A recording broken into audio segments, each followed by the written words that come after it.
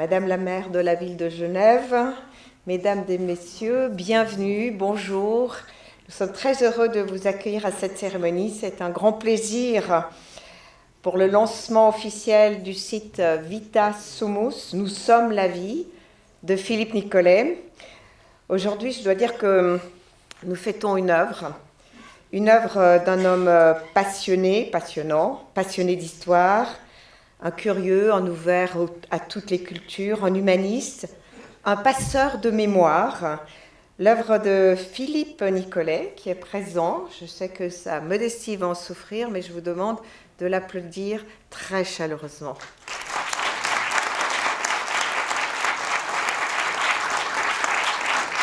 Et pour accompagner cette cérémonie, Philippe Nicolet a voulu la présence d'un poète, d'un chansonnier-poète, Pascal Rinaldi. J'ai vu qu'il a obtenu son prix littéraire, son premier prix littéraire de poésie à l'âge de 16 ans. C'est dire que ces mots vont accompagner, ses paroles et sa musique vont accompagner dignement toute cette cérémonie. Il va nous chanter un premier morceau accompagné par Julien Galland, « Je, tu, et vous ». À vous.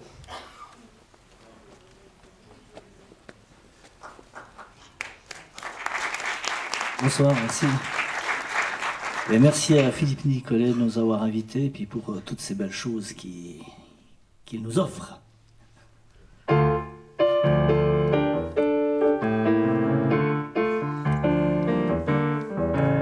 J'écris sans garde-fou, vous restez à l'affût et prenez garde à vous, car quand je tire à vous, si je joue au jeu, vous, tu, joueras-tu à tuer vous.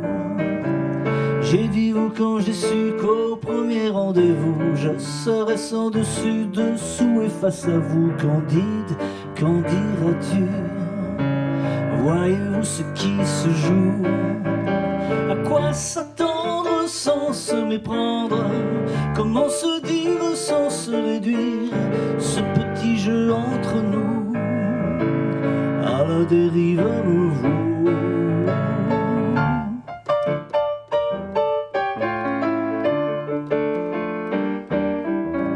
Je dis vous quand j'ai bu, et quand j'ai bu j'avoue, mon cœur se met à nu, ma langue se dénoue, prendre tes jambes à mon cou, j'avoue, j'aimerais beaucoup.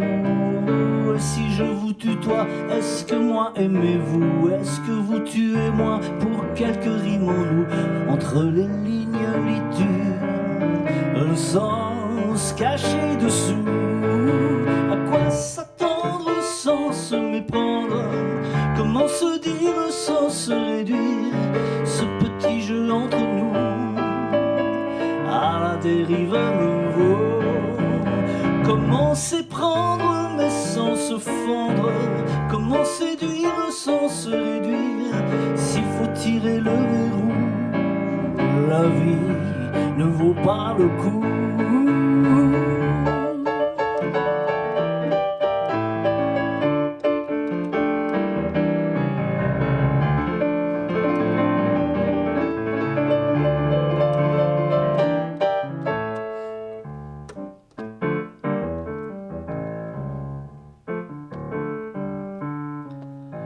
Est-ce là d'après vous qu'un début, un rébut, où chacun d'entre nous joue à loup? Y es-tu dans les mois? Y seras-tu? Je vous mangerai tout cru.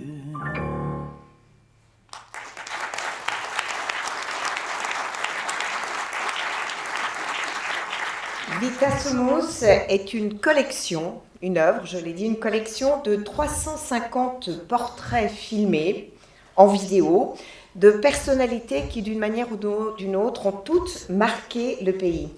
Toutes ont laissé des traces, beaucoup ont en commun une vision d'ouverture aux autres cultures, une vision de paix, une vision de tolérance. Depuis 1979, Philippe Nicolet les a filmés, parfois sur plusieurs heures, et certaines de ces personnalités sont parmi nous aujourd'hui. Nous avons le plaisir et l'honneur de les avoir avec nous. Je vais vous les présenter, pas toutes, mais certaines à tour de rôle tout à l'heure. Mais tout d'abord, la parole à la maire de Genève, Madame Christina Kitsos, qui a choisi pour son année de présidence un thème qui convient très bien à cette cérémonie et au lancement de Vitas Humus. Et ce thème est « Ce qui nous lie ». Madame Kitsos. Merci beaucoup, chère Romaine. Mesdames, Messieurs, bonjour à toutes et à tous. Les salutations protocolaires ayant été prononcées, voilà, je vous salue de manière plus simple, si vous me le permettez. Alors, vous l'avez dit, c'est vrai que cette trame de l'année de mairie est ce qui nous lie. Ce qui nous lie, pourquoi avoir choisi cette trame? C'est vrai qu'elle paraît très simple, elle peut être comprise par des tout petits enfants. J'ai pu le tester dans les institutions de la petite enfance. Quand on leur demande ce que signifie ce qui nous lie pour vous, ils ont une réponse. Alors parfois j'ai entendu les arbres, parfois j'ai entendu l'amitié, des émotions, parfois j'ai entendu ça c'était plutôt des enfants de 10 ans, un peu plus grands, qui disaient nos histoires migratoires. Et selon les contextes, tout le monde avait quelque chose à dire. Alors ce thème, il paraît simple, puis en même temps, on peut aller aussi l'aborder de manière un peu plus profonde. C'est-à-dire qu'on a tendance, de manière générale, à séparer, à catégoriser. Bon, notre entendement est très limité en tant qu'être humain, donc il faut qu'on soit indulgent avec nous-mêmes. C'est vrai que cette manière de catégoriser nous permet aussi d'apprendre et de s'instruire. Mais ces séparations, finalement, elles peuvent aussi nous amener dans des formes de polarisation, des replis sur soi. Et c'est là où c'est important aussi d'appréhender la complexité, de pouvoir amener la nuance, et puis de s'interroger sur ce qui nous lie, ce qui fait qu'on a un dénominateur commun et qui fait qu'on peut vivre ensemble et faire société. Alors j'imagine que nous partageons toutes et tous un moment un peu particulier, parce que je pense qu'on est un peu dans un moment de bascule. Alors évidemment, on a souvent parlé des différentes crises que nous avons traversées, que nous traversons. Alors ça ne veut pas dire qu'il n'y en avait pas par le passé, mais disons que là on a une succession d'événements qui doit nous inquiéter. Alors il y a eu la pandémie, elle nous paraît déjà bien loin, mais elle a eu quand même des répercussions. On le voit notamment chez les plus jeunes générations, les défis climatiques qui sont toujours plus importants, les inégalités sociales qui se sont beaucoup accroissées. On le voit aussi ici à Genève, nous on le voit de manière très concrète avec les prestations financières que nous octroyons notamment aux personnes qui ont la rente AVS-AI, mais aussi auprès des jeunes publics. J'étais encore il n'y a pas longtemps dans un dispositif d'hébergement d'urgence et j'étais étonnée de voir à quel point il y avait une augmentation du nombre de jeunes qui se retrouvaient sans travail, sans logement. Et puis évidemment, il y a l'emprise des réseaux sociaux, la révolution, si on peut la nommer ainsi, technologique, numérique. Alors le progrès a toujours servi l'être humain, mais disons qu'il amène aussi une forme de crise du lien, une crise du lien avec l'émergence d'un nouveau léviathan technopolitique, si on peut dire, qui est aussi accompagné d'une fragilisation du monde de la presse.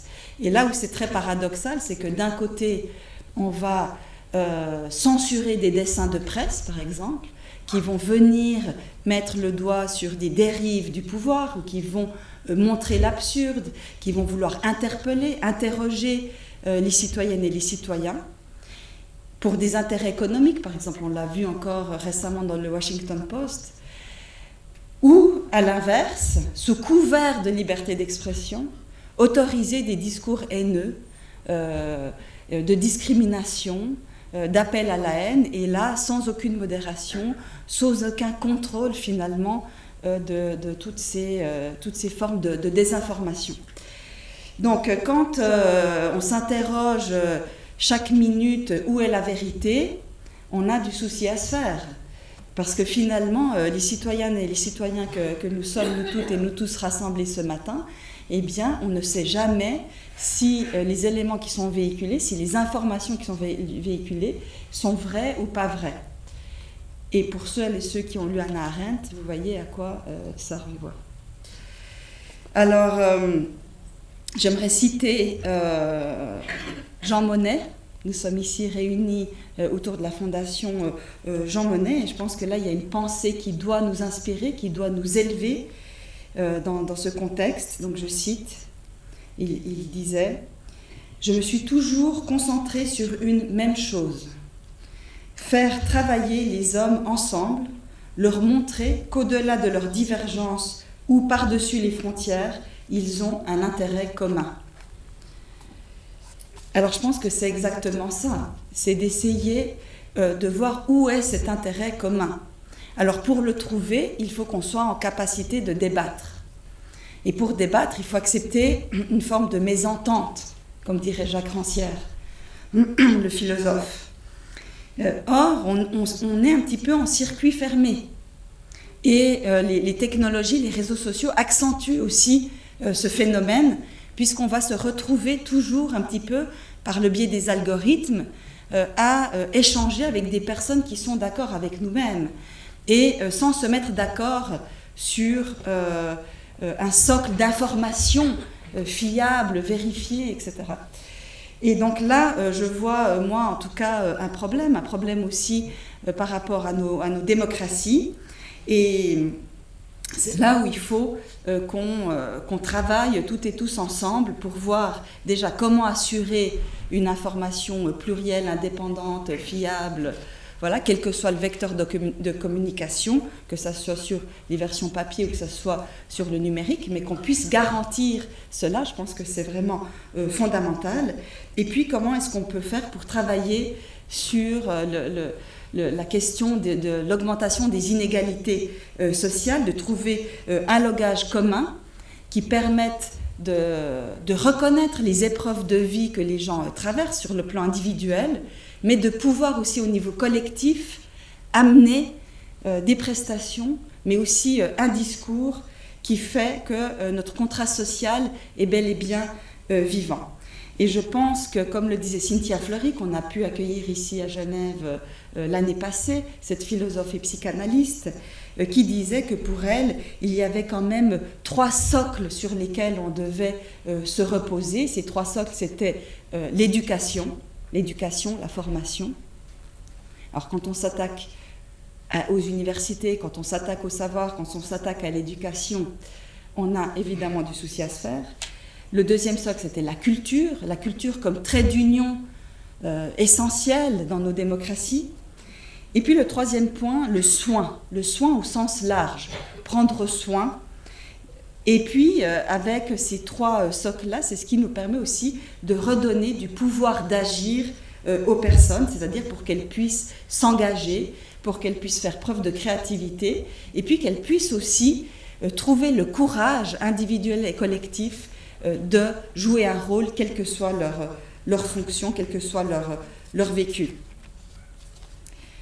Alors, mesdames, messieurs, je pense que chacune et chacun, nous formons un petit point dans ce cercle de l'humanité qui représente l'union, la fraternité, la sororité. J'avais été d'ailleurs très inspirée par le discours de Cheikh Bentounès, que je vois qui est ici présent, où on voyait à quel point nous sommes ce tout, où chaque personne, chaque geste, chaque regard compte. Seul cet élan collectif peut élever notre réflexion, nous ouvrir sur l'altérité, nous réconcilier avec l'humain. Et je terminerai avec les mots du poète persan Rumi, que j'aime tout particulièrement. Nous sommes l'océan de la nuit, empli d'étincelles et de lumière. Nous sommes l'espace entre le poisson et la lune, pendant que nous sommes assis là, ensemble. Merci infiniment de votre attention. Merci infiniment à Monsieur Nicolet, à la Fondation Jean Monnet pour l'Europe, pour l'organisation de cet événement et votre engagement au quotidien. Merci. Merci.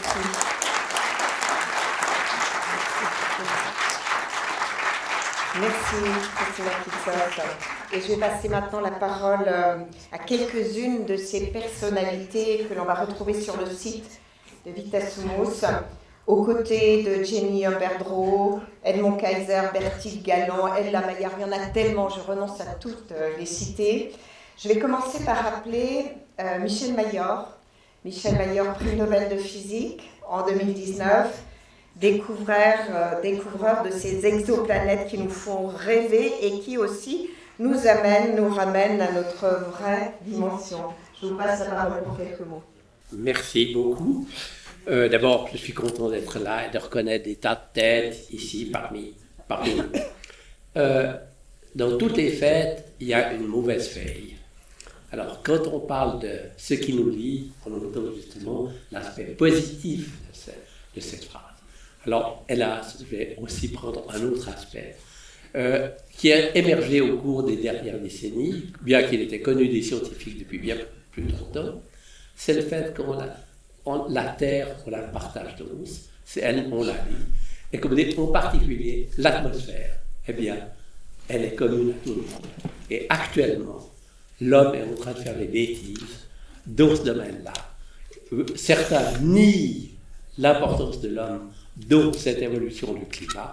Et hélas, c'est justement une chose qui nous lie dans le mauvais sens du terme, c'est-à-dire que la pollution au sens large qui se fait en un point du monde, eh bien tout le monde en bénéficie. Désolé de casser l'ambiance avec ce genre de choses, mais qui est une réalité. Évidemment, il y a les optimistes qui disent, pas de problème, quand on aura gâché cette planète, on ira ailleurs. Alors là, je vais vous décevoir. Eh bien non, elles sont trop loin. Actuellement, on découvre énormément de petites planètes analogues à la Terre. Il n'y a aucun doute. Il y en a certaines qui ont des conditions telles qu'on serait bien là-bas.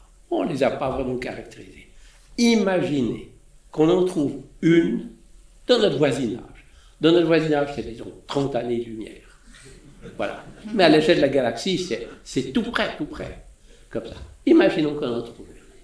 Eh bien, 30 années, c'est déjà 1 milliard de secondes, c'est-à-dire 1 milliard de fois plus loin que la Lune. L'homme est allé sur la Lune en 3 jours, eh bien, c'est 1 milliard de fois plus loin. Actuellement, il n'y a aucune possibilité d'émigrer pour aller là-bas. Donc, si je reviens à mon commentaire de mauvaise feuille, à savoir qu'on partage cette terre, eh bien, on doit en prendre soin d'autant plus qu'on n'émigrera pas. Alors, quand même, je vais finir avec une note un peu plus positive. Il y a comme un point qui nous lie tous, c'est la curiosité. Et c'est le fait que l'homme s'intéresse à son environnement, à son origine, à ses concitoyens, etc. Donc la curiosité que je suis sûr que tous vous partagez, c'est un bien extraordinaire de l'humanité. Merci. Merci beaucoup. Merci beaucoup d'être là. Cheikh Ahmed guide spirituel de la confrérie soufie. Nous avons l'honneur de vous avoir aujourd'hui pour quelques mots sur ce beau thème, ce qui nous lie. Bonjour à tous. Madame la mère, je suis très heureux de vous revoir. Philippe, merci beaucoup de ce moment de rencontre et d'échange qui nous permet de réaffirmer les liens. Et comme ce qui nous rassemble, nous sommes la vie. Et ce nous englobe, je crois, les présents et les absents. Les 8 milliards ou plus d'êtres humains sur la Terre. Parce que la vie est un nom. Mais l'existence est autre chose.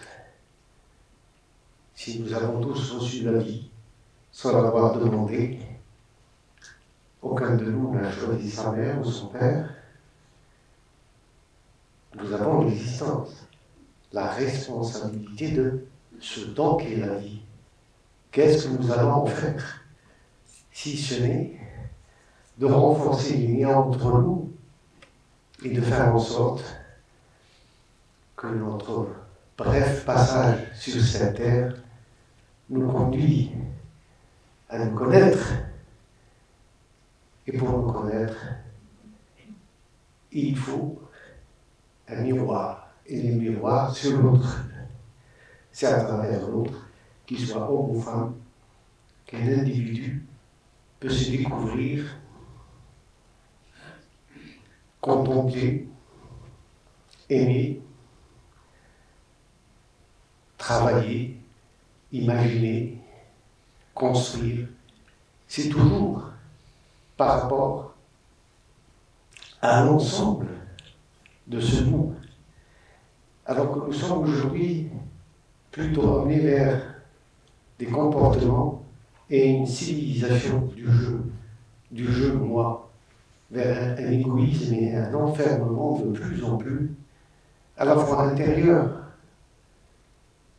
et forcément, ce qui est à l'intérieur de nous finit un jour par s'extérioriser. Et la civilisation telle qu'elle est aujourd'hui nous amène à l'interroger sur le sens que nous donnons à la vie et la responsabilité qui nous revient à chacun. Le 16 mai de l'année dernière, ici dans cette ville de Genève, nous avons célébré la journée internationale du vivre ensemble en paix. Et le slogan ou la déclaration qui est née de cette rencontre était l'éducation à la culture de paix. L'éducation, cette éducation qui est le cœur de l'humain, de ce qui est au nous humain. C'est par cette éducation à la culture de paix que nous pouvons nous connaître mieux en tant qu'être humain. L'homme est un animal intelligent, mais l'humain, c'est une qualité. J'espère que cette rencontre, c'est un rappel à travers tous ces personnages qui nous ont laissé dans leur parcours un témoignage de ce vivant, que nous sommes bien passés par ce monde et que nous avons laissé une empreinte pour servir d'autres à réfléchir et à concevoir un monde d'amour, d'entraide, de synergie, un monde non pyramidal, mais un monde de cercle, un cercle de la synergie et de la fraternité. Merci beaucoup.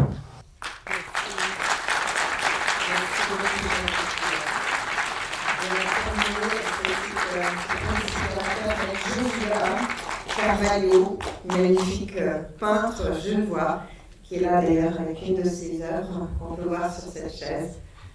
Joshua, à vous pour quelques mots. Merci beaucoup. Merci à vous d'être présents et présentes aujourd'hui. C'est un honneur pour moi d'être face à vous parce que c'est des moments où je me sens vivant, pleinement. Je fais de la peinture, comme vous venez de le dire. C'est très solitaire, mais c'est justement dans le partage que je sens que cet art il prend de la valeur. J'ai eu la chance de pouvoir accéder aux maisons de quartier étant petit grâce à ma mère.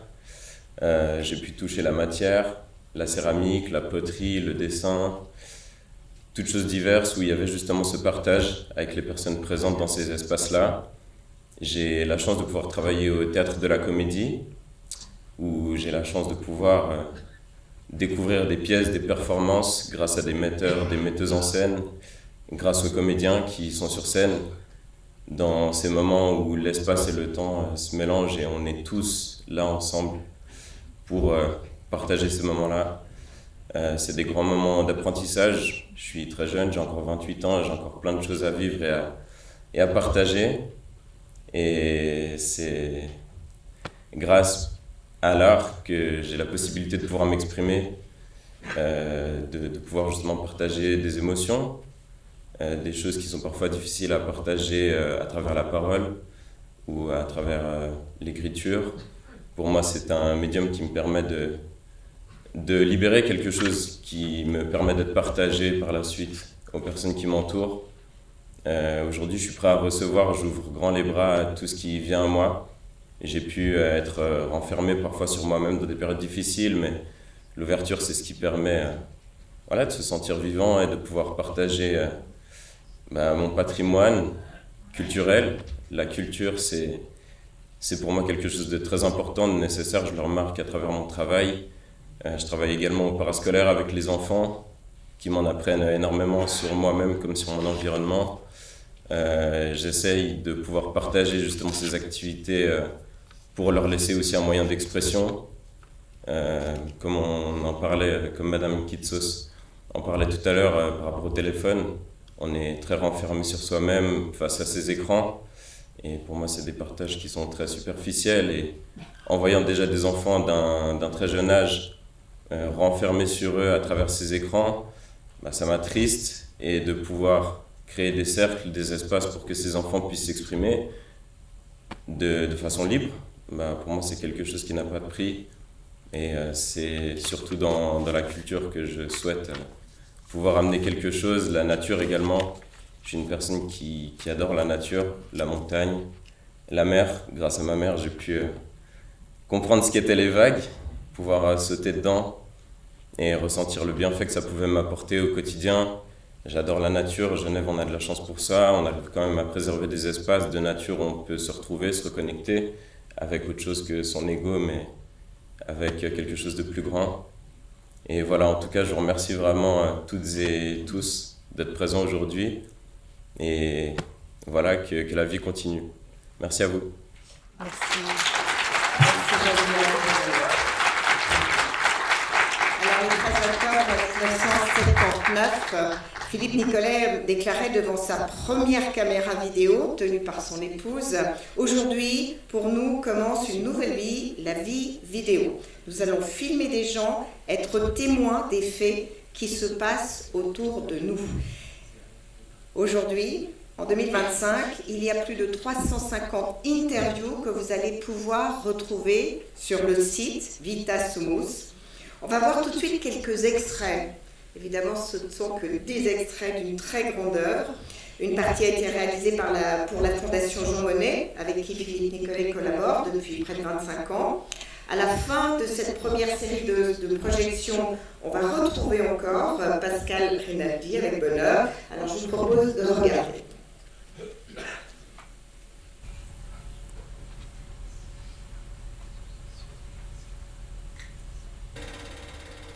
« 1964. Philippe Nicolet a 11 ans. Il filme pour la première fois de sa vie et choisit le Mésoscaphe Auguste Piccard, premier sous-marin au monde à vocation touristique. Un rêve d'aventure pour l'enfant Nicolet qui devra attendre l'âge adulte avant de plonger enfin avec l'inventeur lui-même, Jacques Piccard, en 1991. Correction 15. Philippe Nicolet filme d'abord son univers proche. En classe, avec son maître, l'écrivain Jacques Chessé, qui plus tard deviendra un ami intime. Il tourne aussi de petites fictions. Combinant ses passions pour l'histoire et l'exploration, il met tout son argent de poche dans l'achat de livres anciens et, à 14 ans, acquiert ainsi les voyages en Orient du baron d'Aubonne Jean-Baptiste Tavernier, auquel il consacrera un film en 2005. Il disait « Barricala, Barricala ». À 18 ans, Philippe Nicolet découvre aux États-Unis la vidéo, une révélation, un moyen fabuleux de capter la réalité et de la retransmettre instantanément, contrairement à la pellicule. Un outil qu'il appellera le miroir mémoire.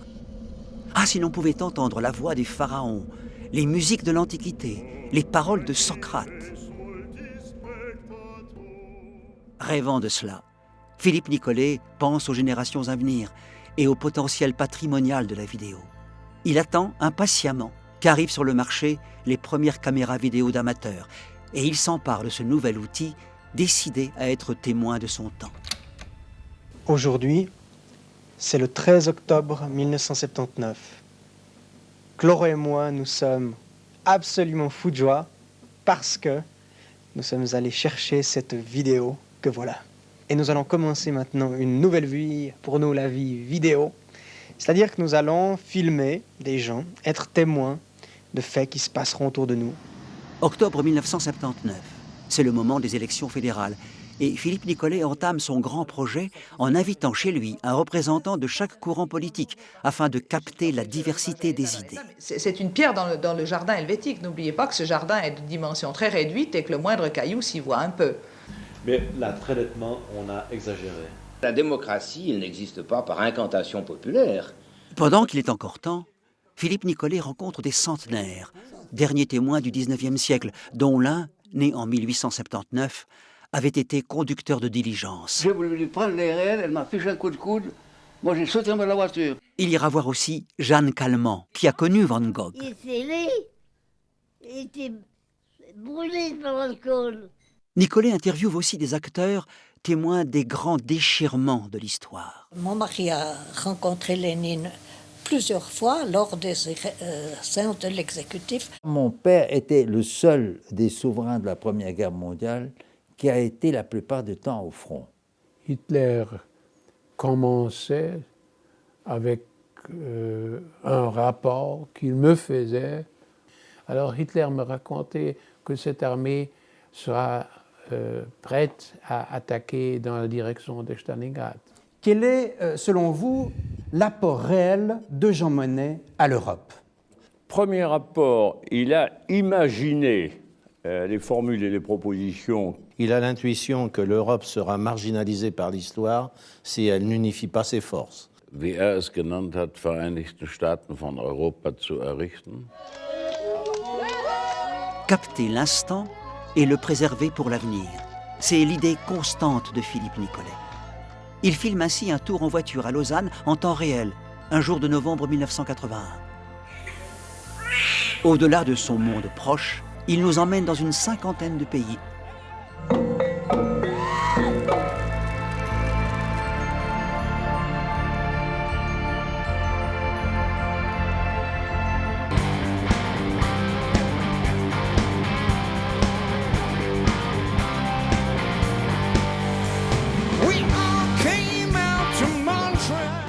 The flames, it started going, and Nous avons réussi par 2 fois. As we touched down on the moon, These photographs, for instance, This is the backside of the moon.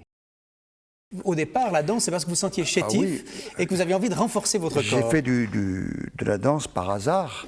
Dans mon enfance, je voulais faire du théâtre. Philippe Nicollet réalise, depuis le début, des interviews de longue durée, non censurées, pour permettre à l'interlocuteur de décrire ses expériences et ses idées avec autant de précision qu'il le souhaite. Si ses propos devaient par la suite être cités hors contexte, son interview intégrale resterait un garant de ce qu'il a réellement voulu exprimer. Quelques personnalités interviewées se sont ainsi confiées au fil des décennies. Le groupement pour la protection de l'environnement est né lors des élections communales de 1973 à Lausanne. Or, on sait qu'en général, les polluants ont plus de moyens financiers que les associations écologiques. Les gens disent les écologistes, c'est dégueulasse, ils veulent nous interdire de faire du 180 en voiture sur la route. C'est au pied du mur qu'on reconnaît le maçon. L'électeur, on l'a vu, certains considéraient que dans tous les cas de figure, je pense que je dois me représenter. Simone, c'est dogme contre dogme. Il faut que chacun ait l'impression qu'il obtient un gain de cause. Nous, on veut aller où on veut, avec nos drones, nos machins et tout. Qu'est-ce que vous souhaitez, Daniel Brella? D'avoir une vie encore suffisamment longue pour pouvoir observer ce monde encore pendant quelques années. L'association Vita Sumus a été créée pour sauvegarder cette vaste collection. Les risques de conflit intra-européens. Une part importante des interviews de Philippe Nicollet ont été réalisées sous mandat de la Fondation Jean Monnet pour l'Europe et étaient jusqu'ici réservées aux chercheurs. Or, la Fondation a signé un partenariat avec Vita Sumus qui permet, dès le 1er janvier 2025, la mise en ligne de ce patrimoine audiovisuel.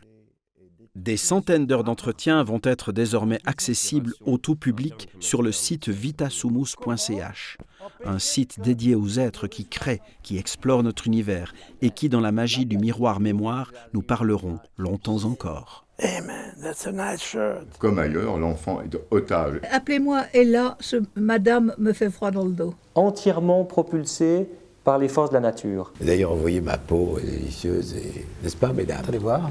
Ah oui, elle est pas mal, ouais. Excellente. Oui. Non, il a raison.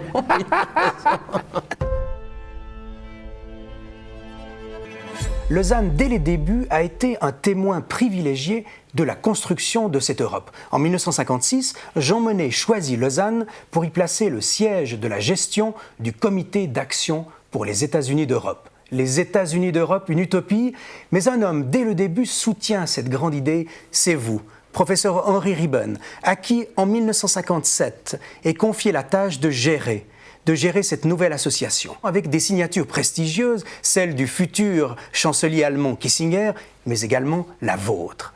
Et puis, en 1978, Jean Monnet choisit une nouvelle fois Lausanne pour y placer les archives de cette Europe en construction. Et il n'est pas étonnant, au moment où nous parlons de l'Europe des 15, que vous, professeur Ribbon, vous arriviez à inviter Juan Carlos, comme il y a quelques semaines, à Lausanne.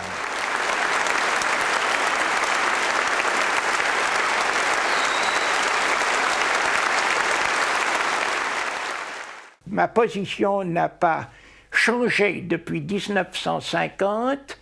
Voilà les Européens qui, à la suite de leur guerre, ont décidé de se mettre ensemble et de constituer ce qui est devenu la condition même de la paix en Europe, en Eurasie, avec des incidents sur la sauvegarde de la paix dans le monde considérables. Alors nous, Suisses, dont toute l'histoire est une illustration de la recherche du même objectif, sommes placés devant ce problème de conscience qui concerne chaque citoyen.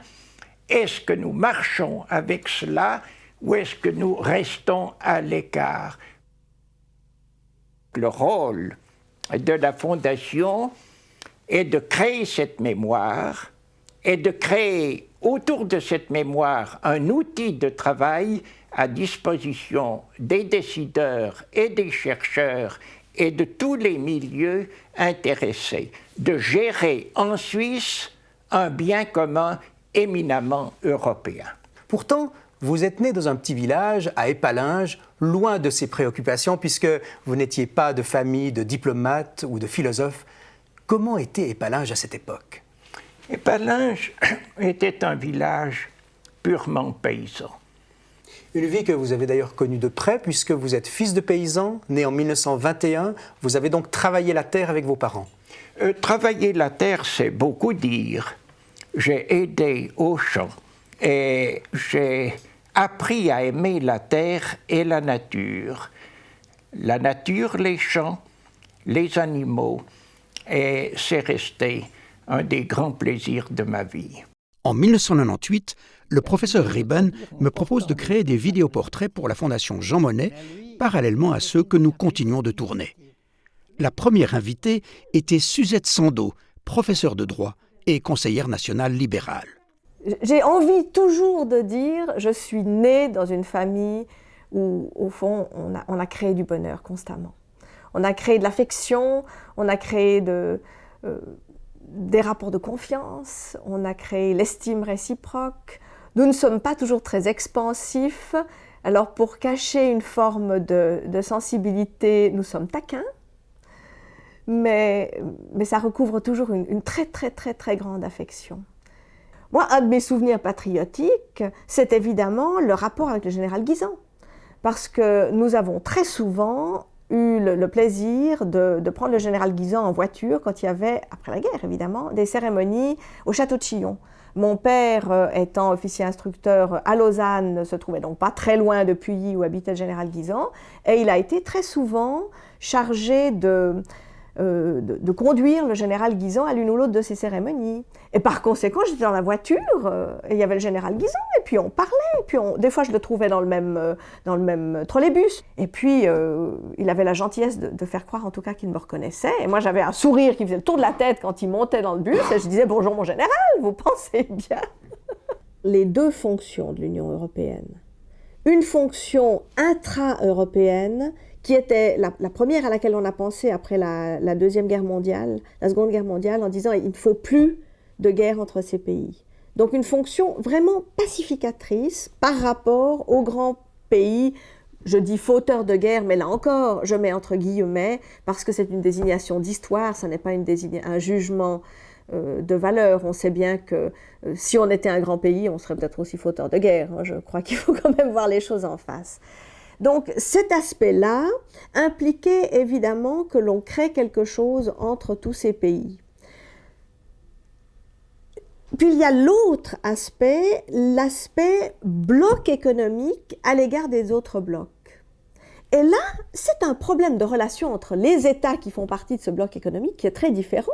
Parce que est-ce que vous voulez, ou est-ce que vous pensez que vous êtes plus fort, et par rapport à votre population aussi, en étant inclus dans un bloc économique qui devient, entre guillemets, malgré tout, un peu une machine de guerre par rapport aux autres blocs économiques qui sont des machines de guerre aussi. La guerre économique, elle a déjà commencé, je crois qu'on doit le dire, si effrayant que cela puisse être.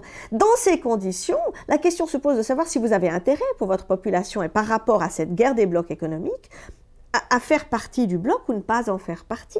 Qu'est-ce qui vous laisse le plus de souplesse, selon la dimension de votre pays, selon des conditions générales, pour faire face à ce qui est assurément un des gros problèmes de cette fin du XXe siècle, cette guerre économique. En 2025, Gilles Grain, directeur de la Fondation Jean Monnet pour l'Europe, décide de mettre la collection à disposition du public. Mon grand-père paternel était un paysan qui était engagé dans la politique tout de suite aux sorties de la Deuxième Guerre mondiale, qui ont créé l'UDC ensemble, parce que les Bernois, c'est d'origine avec Mingel, le vieux Knegui, et lui, c'est les trois fondateurs de l'UDC, vous imaginez, enfin, qui s'appelait encore Parti pour des bourgeois paysans et artisans, avant, et c'est devenu l'UDC. Ils jouaient du piano le dimanche après-midi, mais derrière des volets clos. Ils fermaient les volets parce que ce n'était pas bien vu. L'Europe de Monnet, c'était l'espoir d'une Europe de lumière, de générosité, d'accueil. Et tu comprends, c'est ça cette Europe qu'il s'agit de construire. À Genève venait d'être créé l'Institut africain. Et il y avait un type extraordinaire qui était à l'instruction publique, qui venait d'être élu 2 ans avant, qui s'appelait André Chavannes. J'ai reçu une lettre de Chavannes qui cherchait un peu des gens, parce que c'était incroyable à l'époque. Hein. Aujourd'hui, le tiers-monde fait partie des programmes, mais à l'époque, il n'y avait rien. Il n'y avait rien. L'Afrique faisait irruption dans la conscience collective. Hein. Et au niveau institutionnel, il n'avait rien. Et l'État de Genève, très intelligemment, ensemble avec Berne, puisqu'il y a un département de coopération technique qui venait de naître, qui s'appelait encore le délégué du Conseil fédéral à l'aide au développement, mais enfin, c'est l'embryon de ce qui est aujourd'hui la direction, la DDC, qui est un immense truc, qui est la seule organisation qui vraiment fait la politique étrangère de la Suisse, qui est un peu digne de ce nom, hein, qui est dirigée par un type remarquable qui s'appelle Walter Fuss, mais à l'époque c'était l'embryon. Bref, ils ont choisi Genève comme institut africain, pour les premiers lieux d'accueil d'étudiants africains à qui on donnait des bourses, un premier cursus sur le certificat, ensuite un diplôme, etc. etc. Et j'ai reçu l'invitation de me joindre en tant que chargé de cours à cet institut. Il m'était impensable de penser une vie qui ne soit pas une vie d'engagement, hein, dans une aventure collective. Hein. Quand je suis née, j'avais le passeport grec, donc on a été naturalisé. J'avais 6 ans, je pense. Je m'en rappelle encore très bien parce qu'il y avait une photographie qui avait été publiée dans l'Impartial, donc de l'époque à la Chaux-de-Fonds. Donc quelque part, pour moi, j'ai toujours été suissesse dès le moment où je suis née en Suisse. Il a fallu souvent essayer de trouver des liens entre ces deux pays, entre ces différentes identités, ou des formes aussi de rupture ou de différence. Comment est-ce que vous jouiez sur ces différentes origines ? Alors je pense que ça a été un enjeu à un moment donné de savoir comment se construisait un petit peu mon identité. Il y avait une recherche, je pense, d'une forme de grécité, si on peut dire. Voilà, donc par exemple, J'ai fait beaucoup de théâtre et puis on a travaillé sur des textes autour d'auteurs grecs. J'ai mis en scène par exemple Ismène de Ritsos au Théâtre du Pommier à Neuchâtel. En fait, c'est pour ça que j'ai eu aussi un coup de cœur à Genève, c'est que à Genève, quelque part, il y a ce droit à avoir une multiplicité d'identités. D'ailleurs, ça fait presque partie, en gros, de l'âme genevoise, l'esprit de Genève. Et ça, on le ressent quand même de manière très, très forte. Et voilà. Et donc, du coup, il n'y a plus vraiment cet enjeu de concilier des identités, parce que finalement, l'identité, on part du principe qu'elle est multiple. Alors, le choix de vos études, vous avez étudié la philosophie, est-ce que vous êtes vraiment déterminé? Je pense que moi, ce qui m'a attirée, c'est qu'on exerce quand même la logique, le raisonnement. Donc, on a déjà d'ailleurs beaucoup de cours de logique, mais aussi une capacité justement à créer des liens entre différents domaines, de se décentrer pour amener justement une réflexion, une remise en question d'un certain nombre de problématiques. Voilà, dont les sociétés font face. Je pense que la paix, ça doit être notre objectif premier. Je pense que c'est l'objectif le plus noble qu'on puisse avoir dans une vie. Et en effet, comme le disait aussi le Cheikh Bentounes, c'est un changement de paradigme dès le plus jeune âge. Comment est-ce qu'on peut éveiller les consciences, d'avoir des passeurs, des passeuses de ces valeurs de paix et de construire cela dès le plus jeune âge. C'est-à-dire qu'on doit être en immersion à nouveau, c'est-à-dire dans les jeux qu'on fait, dans la manière d'avoir une approche éducative voilà, qui participe voilà, du dialogue. Et ça s'apprend. Je pense que le dialogue, la négociation, je pense qu'il peut y avoir un apprentissage de dire mais alors voilà, comment est-ce qu'on fait pour pouvoir exprimer ces émotions? Déjà, il faut les identifier. L'art et la culture, c'est un sacré levier parce que à travers l'art et la culture, eh bien, on peut se mettre à la place de l'autre.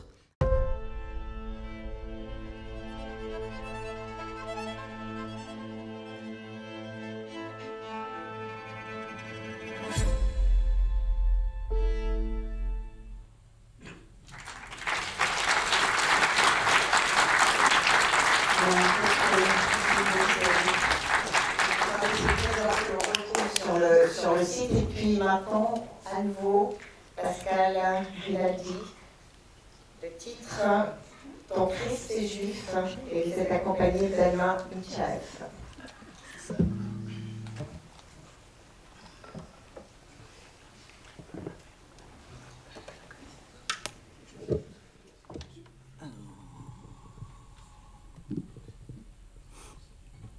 Avec Alain Nichaev, nous avons créé il y a 2 ans un spectacle en hommage à un chanteur belge qui s'appelle Julos Bocarn. Et c'est un chanteur avec des textes et une humanité tellement extraordinaire que chaque fois qu'on le fait, on est tout ému. Avec Vincent Zanetti. Et avec Vincent Zanetti aux percussions, qui n'est pas là aujourd'hui. Et Philippe Nicolet a vu ce spectacle et puis il a eu envie qu'on chante cette chanson qui s'appelle « Ton Christ est juif ». Mais avant ça, je vais faire juste un petit texte qui dit « Quand ils sont venus chercher les communistes, je n'ai rien dit. Quand ils sont venus chercher les syndicalistes, je n'ai rien dit. Quand ils sont venus chercher les juifs, je n'ai rien dit. Quand ils sont venus chercher les catholiques, je n'ai rien dit. Quand ils sont venus me chercher, il n'y avait plus personne pour protester. Pire que le bruit des bottes, le silence des pantoufles.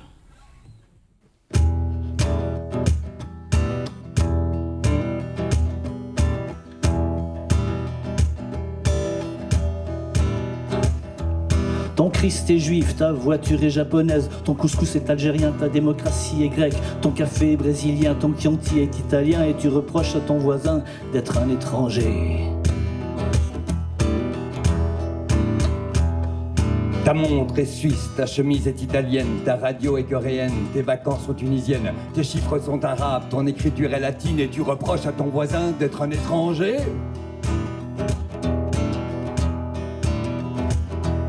Tes figues sont turques, tes bananes viennent du Cameroun, ton saumon vient de Norvège, ton tchenché vient de Liège, ou Ellen Spiegel vient de Dame, du Zaïre vient ton tam-tam et tu reproches à ton voisin d'être un étranger. Tes citrons viennent du Maroc, tes litchis de Madagascar, tes piments du Sénégal, tes mangues viennent de Bangui, tes noix de coco de Côte d'Ivoire, tes ananas de Californie et tu reproches à ton voisin d'être un étranger. Ta vodka vient de Russie, ta bière de Rhénanie, tes oranges d'Australie, tes dattes de Tunisie, ton Gulf Stream vient des Antilles, tes pommes de Poméranie et tu reproches à ton voisin d'être un étranger. Ton djembé vient de Douala, ton gingembre vient d'Ouganda, ton boubou vient de Tombouctou, tes avocats du Nigeria, tes asperges viennent du Chili, ton ginseng vient de Philippines et tu reproches à ton voisin d'être un étranger. Et tu reproches à ton voisin d'être un étranger. Et tu reproches à ton voisin d'être un étranger.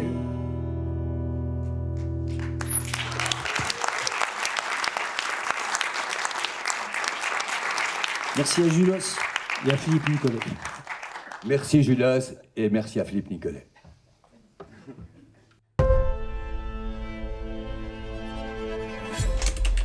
Alain Nitchaev, comédien, chanteur et directeur du cabaret L'Esprit Frappeur à Lutry, depuis 25 ans, est connu du public comme un découvreur, celui qui, année après année, fait connaître des chanteurs-poètes de grand talent. Mais ce qui est peu connu du public, c'est que les années d'enfance d'Alain Nitchaev ressemblent à un roman de Dickens.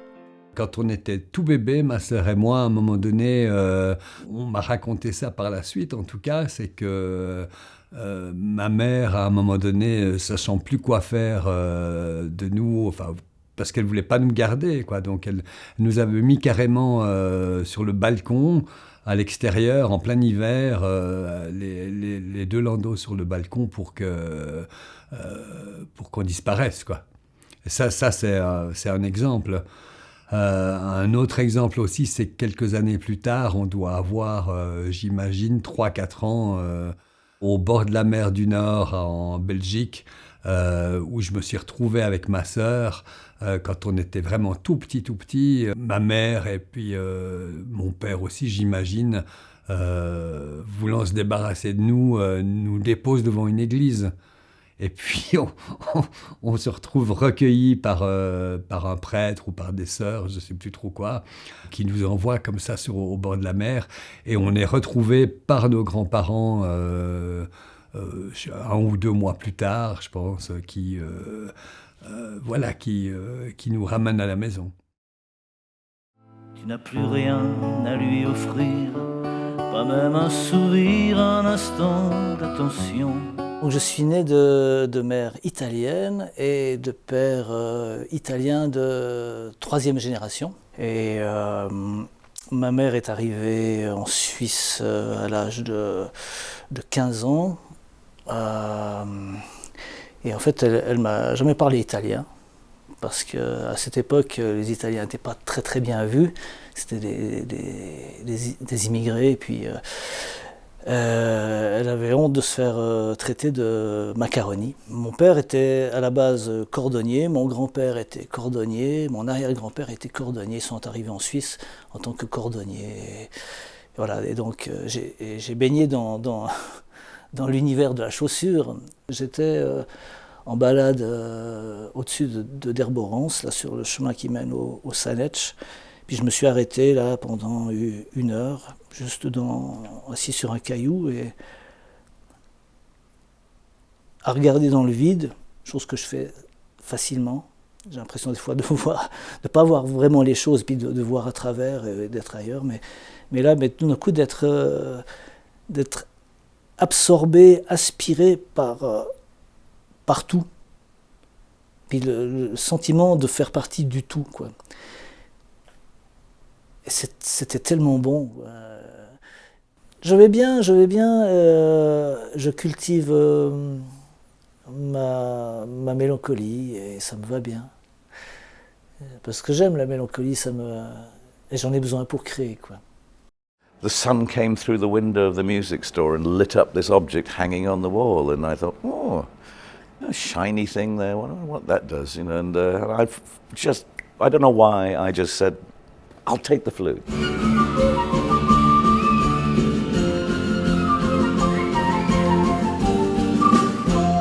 Have you already played with Jan Andersson? No, never. And he's an old friend of mine. I'm very excited because he's a incredible flautist, you know, and I have to follow up with him. How did you two decide to do that, to play together? He sent me a mail this morning and said, Claude, if you have time, are you ready to play the blues? He gave me the key of the harmonica, and he said it's going to be very simple. If you don't have the time, it's okay. So I answered, of course I have the time to play with you. I make the time.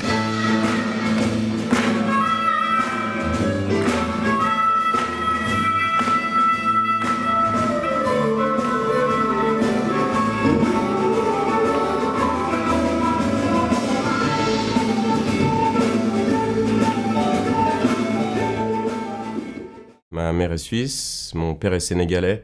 Tout d'abord, je m'identifiais en tant que Suisse, forcément, parce que j'ai grandi dans ce pays-là et avec ma mère dans la première partie de ma vie. Donc forcément, c'était pour moi cette base-là que j'avais étant petit.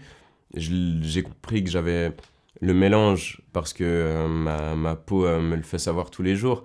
Mais c'est vraiment en grandissant que l'Afrique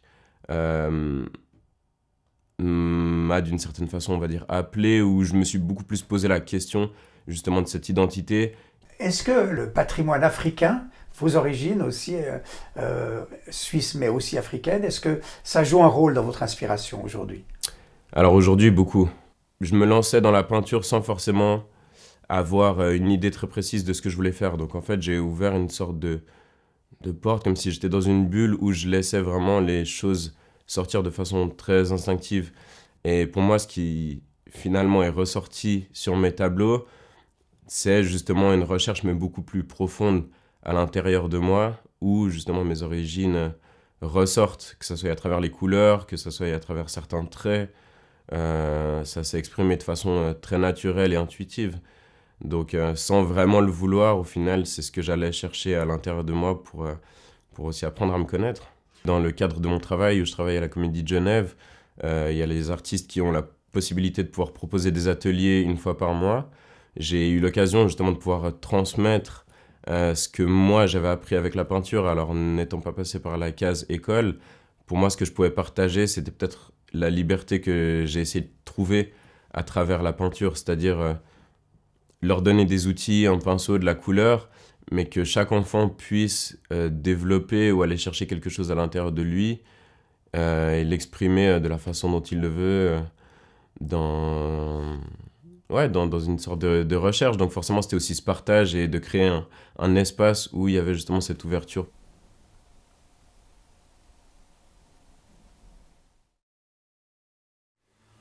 Pour moi, cette peinture, c'est justement pas un écran. Bon, d'abord, en parlant d'écran, déjà là, j'ai supprimé, en tant que peintre, l'écran qui est la toile, qui est l'écran entre le peintre et son modèle. Hein? C'est déjà un obstacle que j'ai supprimé. Le modèle devient une part active, et c'est-à-dire que, dans une certaine mesure, on demande au modèle d'avoir du talent. Je peux mettre 20 heures ou plus pour peindre un visage. Et pendant ce temps, le modèle est seul avec sa tête, il est replié sur lui-même. Là aussi, il y a, si on peut dire, une espèce de recueillement et tout ça. Et tout d'un coup, une fois que cette peinture est terminée, cette œuvre m'échappe. Elle est la propriété du modèle peint. En fait, créer, c'est jamais que de mettre des informations en rapport les unes avec les autres, des informations très diverses. Et que imaginer, c'est justement mettre en rapport des informations qui ne sont peut-être justement pas destinées à se rencontrer. Et c'est ça, en fait, que dans quel domaine que ce soit, pas uniquement en peinture, bien entendu. Martin Bodmer a créé pendant la Seconde Guerre mondiale le secours intellectuel aux prisonniers. De quoi s'agissait-il? De distribuer aux prisonniers de guerre, dans tous les pays où il y avait des camps de prisonniers de guerre, du matériau intellectuel, donc des livres. Il a distribué des centaines de milliers, donc plus d'1 million de livres, la plupart payés de sa poche, et ce qui a valu à Martin Bodmer, à la fin de la guerre, la visite à Cologne de Winston Churchill, qui est venu en personne le 16 septembre 1946 pour le remercier au nom de tous ces prisonniers qui avaient bénéficié de ces livres. Et nous avons quelques livres qui ont été envoyés à Martin Bodmer, et l'un des plus célèbres, c'est un ouvrage de Jean-Paul Sartre, dédicacé à Martin Bodmer, où il dit « Si, pendant ces années où j'ai été privé de ma liberté dans un camp de prisonniers de guerre, si je n'avais pas reçu des livres envoyés par vos services, il est probable que je ne serais plus ici. » Tout de suite, dès que j'ai été directeur, j'ai pu faire des ateliers d'écriture dans les prisons genevoises, mais aussi recevoir la visite encadrée de policiers, de prisonniers dont je ne connaissais jamais ce qu'ils avaient fait, mais qui étaient des prisonniers pour une longue durée, et je leur faisais des visites guidées, avec notamment l'angle de la prison.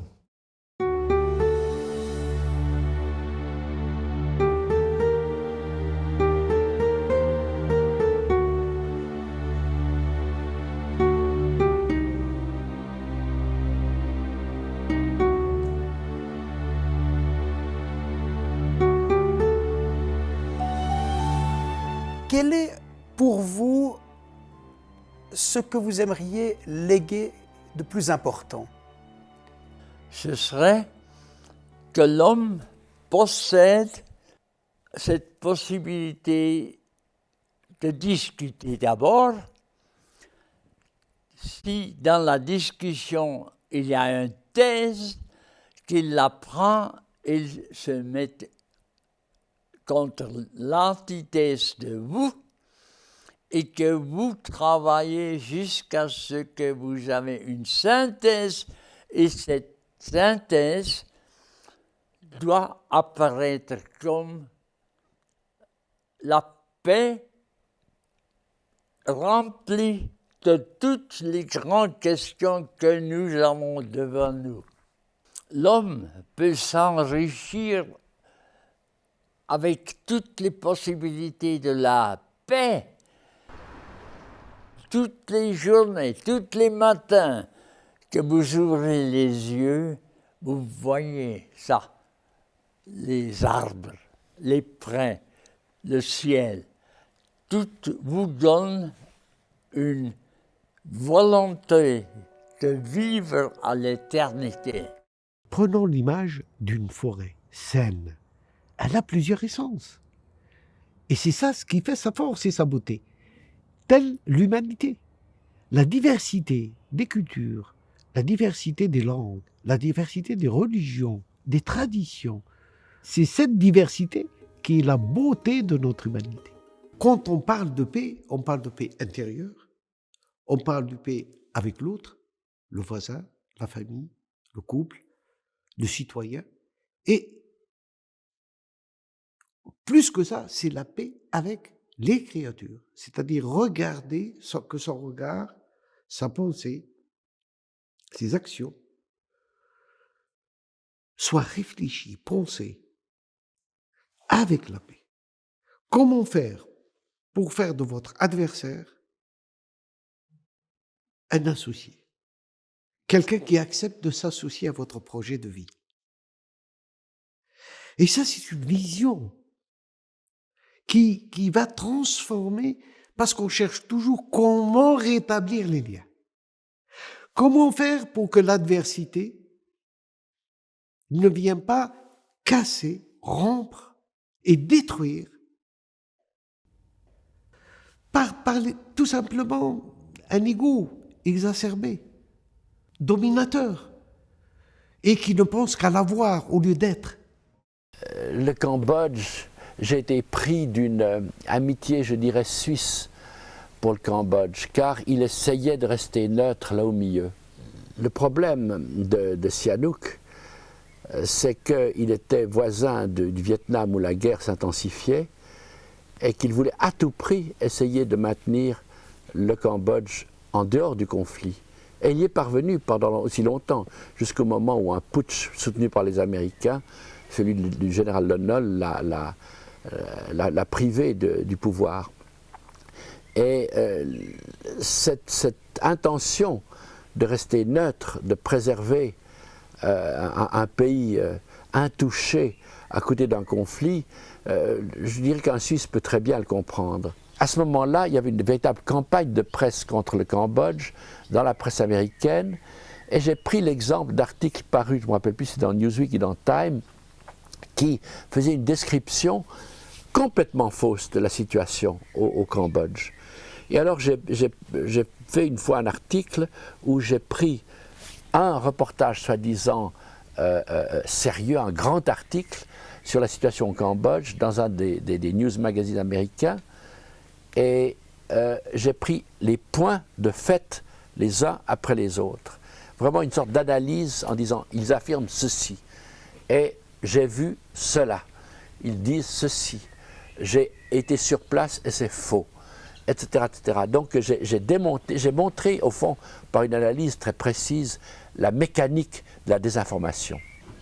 Et j'ai reçu un immense télégramme de Sihanouk dont il avait le secret, et qui était prince à cette époque et non pas roi, mais chef d'État. Et ce télégramme se lisait en des pages et des pages, et il était heureux que ces choses-là aient été dites, et de ce moment-là date notre amitié. Il m'a invité au Cambodge, et de là date aussi la compréhension progressive que j'ai eue de l'Asie, et où je me suis rendu compte qu'il faut pénétrer dans son point de vue, dans sa perspective pour le comprendre. Lorsque j'ai écrit sur la Chine, le livre « Les yeux sur la Chine », je l'ai dédié à Sihanouk en disant celui qui m'a appris l'humanité de l'Asie. Et là, je faisais allusion directement aux conversations politiques que j'ai eues avec lui. Et il me disait avec sa voix très haut perchée, « Vous comprenez, on voudrait me faire peur, on me dise les Chinois vous menacent, mais ma grand-mère était chinoise et je suis incapable d'être terrorisé par ma grand-mère que j'aimais. » Une pensée pour Bertil en voyant la statue de Sihanouk, le rappel du temps où il accueillait tellement chaleureusement Bertil en le revoyant. Devenu une icône nationale maintenant. L'une des découvertes importantes qu'on a fait de Rakerma, c'est qu'on a découvert une civilisation noire. C'est-à-dire qu'au lieu de retrouver des barbares, on a trouvé des gens extrêmement sophistiqués à une période très ancienne, puisque ça commence vers 3000 avant Jésus-Christ, où les hommes s'organisent et créent un État complexe.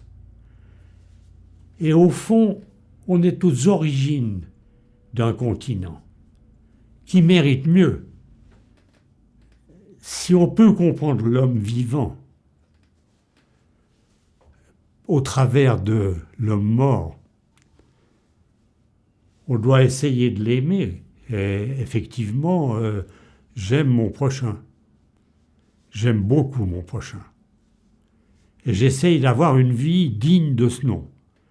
Et je pense que la générosité humaine, c'est peut-être la plus grande qualité de l'homme. Et au travers de ce métier, j'écris des livres, mais j'écris des livres pour essayer de retrouver un passé qui construisent quelque chose.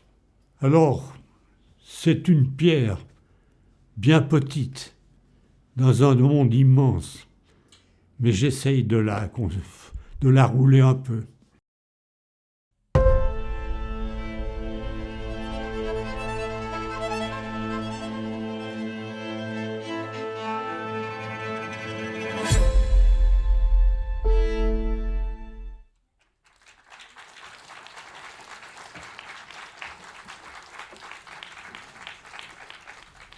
c'est de nouveau nous. Et je voudrais commencer par une petite fable. Un jour, un multimilliardaire emmena son fils au sommet d'une colline. Peut-être que son fils s'appelait peut-être Donald, je ne sais pas, quelque chose comme ça. Et de cette colline, on pouvait voir la terre, les plaines, les rivières, les lacs, les forêts, les montagnes. Et il dit à son fils, « Regarde, tout cela est à toi. » Quelque temps plus tard, un paysan emmena son fils au sommet de cette même colline, et de là, on pouvait voir les plaines, les rivières, les lacs, les forêts, les montagnes. Et il dit à son fils, « Regarde. »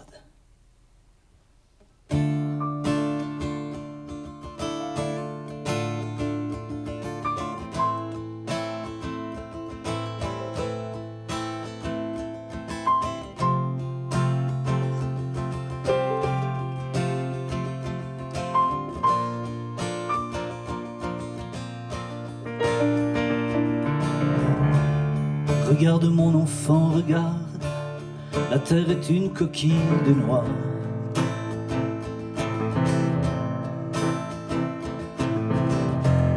Regarde comme elle se lézarde et part en poussière sous nos doigts.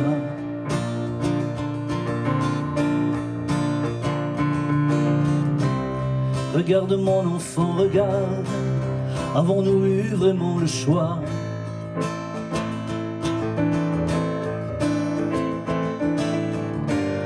Avant que tout ne se dégrade, de t'en laisser porter le poids.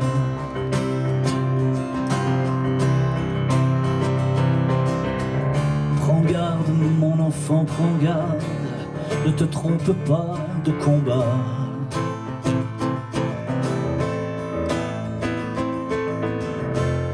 Souvent la vérité se farde sous des costumes d'apparat.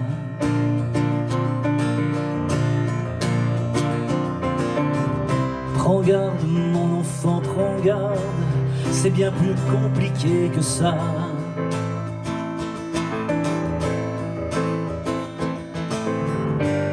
Il y a des épines et des échardes sous les plus délicieux appâts.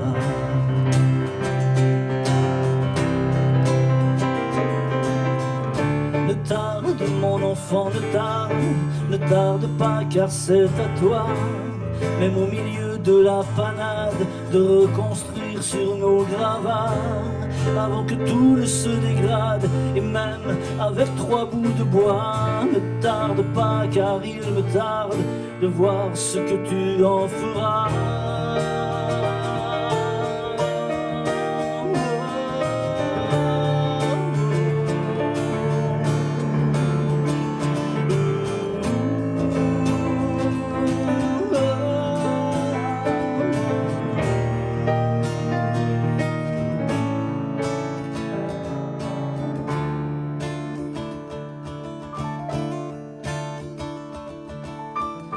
Regarde, mon enfant, regarde, il reste encore autour de toi des plaines, des océans, des arbres, des éléphants tant qu'il y en a. Regarde, mon enfant, regarde, toutes ces choses sont pour toi. Mais garde, mon enfant, oui garde, tout cela ne t'appartient pas.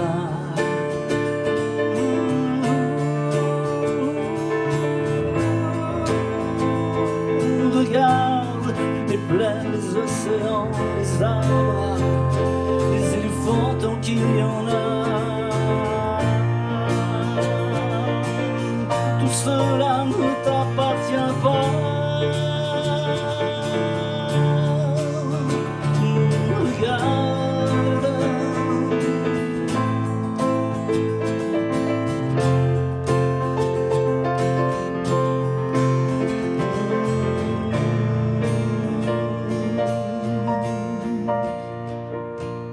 Regarde.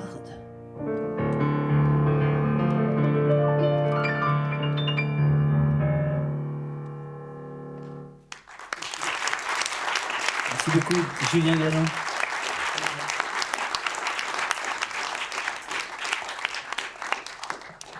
regard de mon enfant.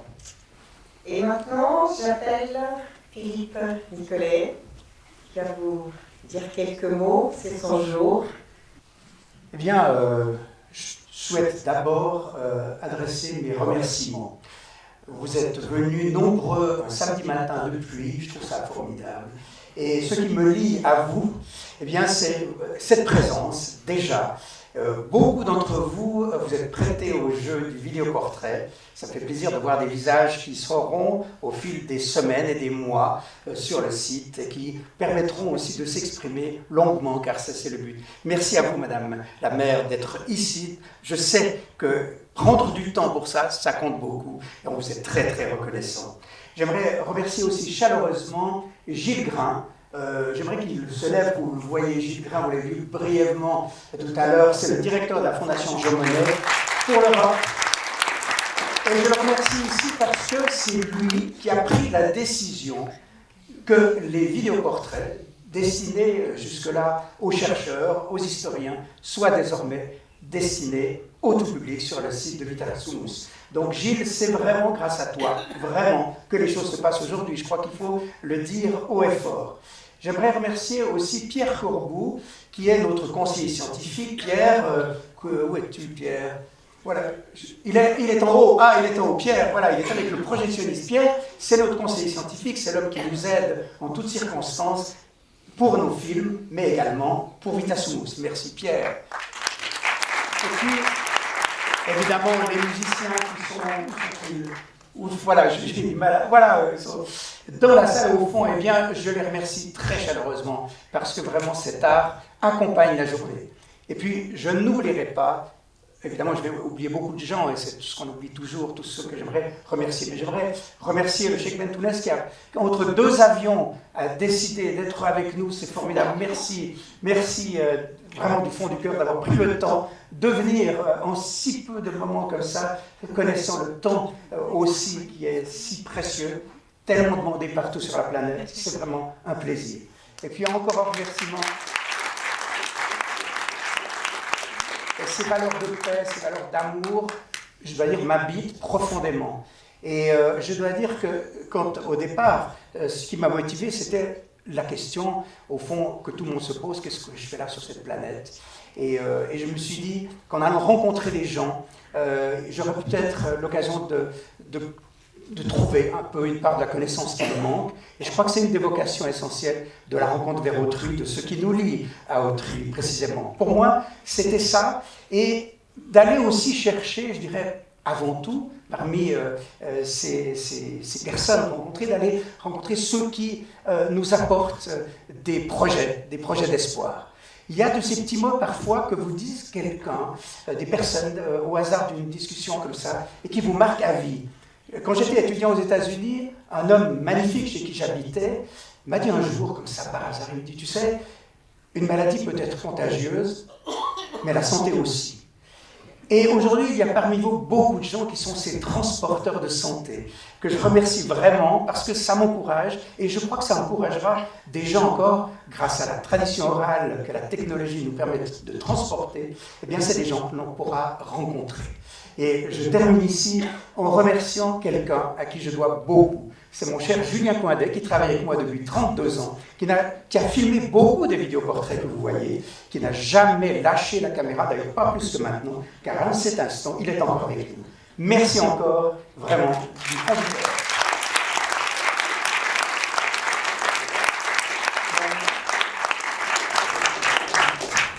Et on va entendre maintenant quelqu'un qu'on a vu dans les vidéoportraits, Jacques Berchtold, à qui je demande de venir sur scène, qui dirige la fondation Martin Bodmer à Colonie, grand spécialiste de la littérature française de la Renaissance au XIXe siècle, qu'il a enseigné aux universités de Berne, de Genève et de la Sorbonne. Je vous cède le micro. Merci. Oui, c'est un grand bonheur d'être là et de participer à cet événement considérable qui est la mise à disposition du public de cet ensemble d'entretiens qu'a fait avec tant de soin Philippe Nicolet.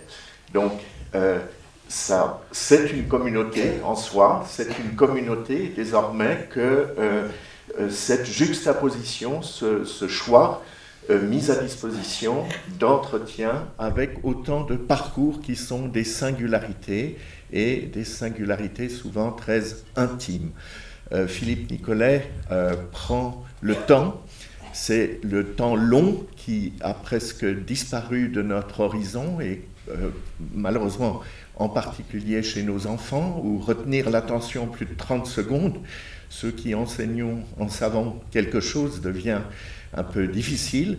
Là, nous avons des plages de 3 heures, en tout cas pour le tournage, qui permettent en quelque sorte d'aller dans la profondeur des choses. Alors je voudrais consacrer ces 2 minutes à parler un tout petit peu précisément de ce qui fait lien à mes yeux, dans mon cas personnel, avec Philippe Nicolet, c'est-à-dire témoigner un peu d'une histoire.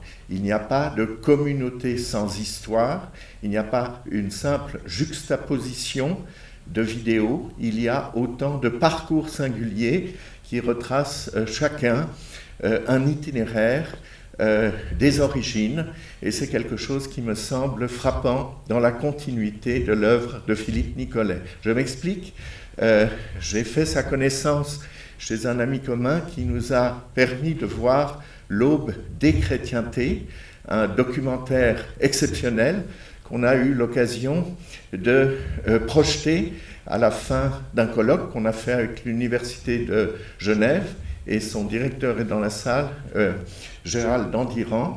Eh bien, à la fin de ce colloque consacré aux traductions du sacré, nous avons pu projeter l'Aube des chrétientés, et de nouveau, déjà, il s'agissait de savoir que autant nous sommes une communauté acceptant tout à fait l'athéisme, portant très haut les valeurs de laïcité, tolérant bien sûr et le matérialisme athée, mais il s'agit de ne pas jeter avec l'eau du bain l'histoire d'où nous venons, et notamment ce document de très grande qualité qui analysait les différentes familles possibles à partir des origines du christianisme.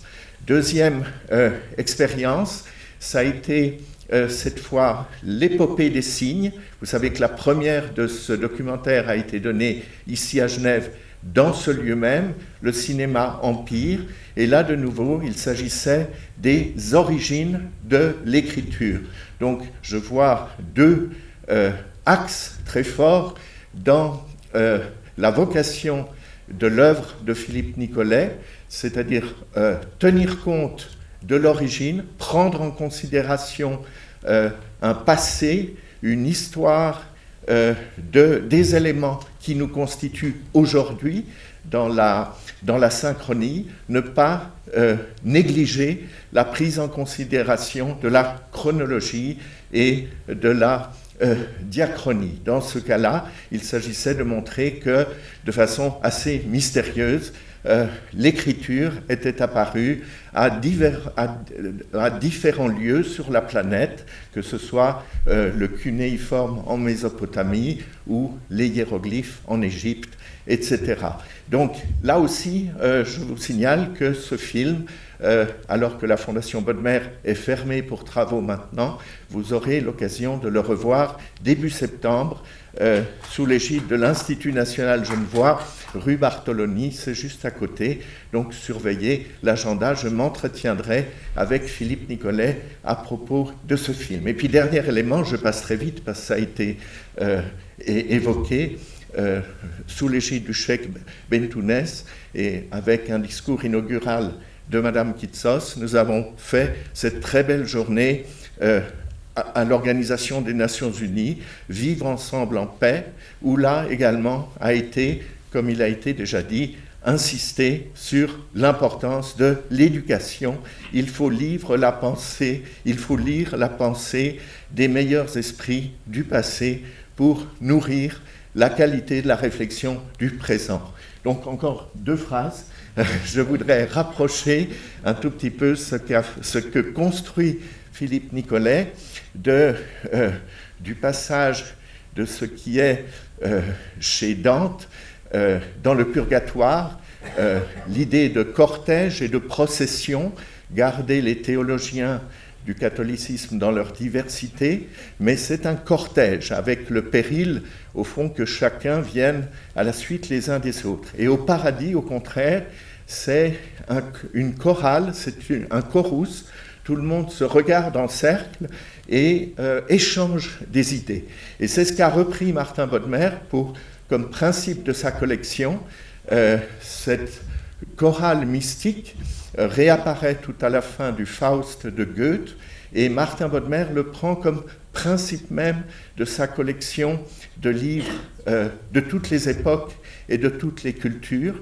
Il s'agit non pas de faire se juxtaposer toutes sortes de chefs-d'œuvre dans une autonomie qui serait stérile, mais de les faire dialoguer selon le principe de la couronne, de la chorale, du cœur intellectuel et spirituel, qui seule cette qualité d'échange peut permettre de progresser dans une réflexion commune et d'œuvrer en commun pour tenter d'établir un monde de paix. Alors, un grand merci pour cette mise à disposition, un grand merci à la Fondation Monet de permettre maintenant à tout le monde de, en quelque sorte, découvrir cette multitude de trajets qui nous caractérisent, nous qui avons eu l'honneur de l'un de ces entretiens, et de faire en quelque sorte, de pouvoir dialoguer avec ce dialogue qui a été un dialogue de fond entre Philippe Nicolet et la personne interrogée. Je vous remercie. Merci, le dernier orateur de cette cérémonie, Touraj Ebrahimi, qui est professeur à l'EPFL, qui est un magicien de l'imagerie numérique récompensé par les plus hautes distinctions mondiales en la matière. Je passe le micro. Merci beaucoup. Vous savez, on a beaucoup de chance de vivre dans cette région du monde qui a une qualité de vie qui est à envier, mais aussi un véritable verso de l'innovation. Madame la maire, ce qui nous lie sont ciment et l'échange d'informations et communication. Information et communication sont les ciments qui nous permettent, cette société diverse, de coexister. Et la Suisse a joué un rôle important. Et je ne parle pas seulement de la technologie et de la science qui est développée dans nos universités, qui sont souvent parmi les meilleures au monde, mais aussi grâce à d'autres organisations comme UIT, qui se trouvent ici dans cette ville, ISO et AIC, qui ont soulevé un défi énorme. Accès à l'information à tout le monde. D'ailleurs, pas très loin d'ici, le Conseil de droits humains des Nations Unies, en 2021, a décidé d'ajouter accès à Internet comme un droit fondamental, comme la liberté, santé, etc. Des plateformes comme Vitasumus sont très très importantes parce que je peux parler d'un deuxième défi maintenant qui est devant nous. Le premier défi n'est pas encore terminé parce que un quart de l'humanité n'est pas encore capable de se connecter à Internet, d'avoir des échanges d'informations communiquées. Mais même avant qu'on arrive au but du premier défi, il y a le deuxième qui est, on est arrivé, grâce à des technologies comme l'intelligence artificielle, à une situation où on ne peut plus faire confiance à ce qu'on entend, à ce qu'on voit, à des informations qui circulent. Ce deuxième défi, de nouveau, des initiatives comme Vitasumus sont très très importants parce qu'on a accès à des sources d'informations fiables et vérifiables et authentiques. J'aimerais terminer pour vous parler d'un troisième défi qui est en train de nous guetter, qui arrive à nos grands pas. Celui de choisir quelle information il faut accéder. Vous savez, on est submergés tous par un océan de l'information. Et aujourd'hui, le choix nous est dicté par des très grandes entreprises multinationales qui ont des fois des moyens qui dépassent ceux de certains États-nations. Là, c'est un défi, je suis persuadé, qu'on va aussi pouvoir soulever, mais ça devient aussi un point essentiel, parce qu'une société diverse qui nous définit doit pouvoir aussi donner parole à des minorités, parce que quelque part, une société diverse est faite par des minorités. Merci beaucoup et merci de m'avoir invité et de m'inclure aussi dans cette aventure. Merci.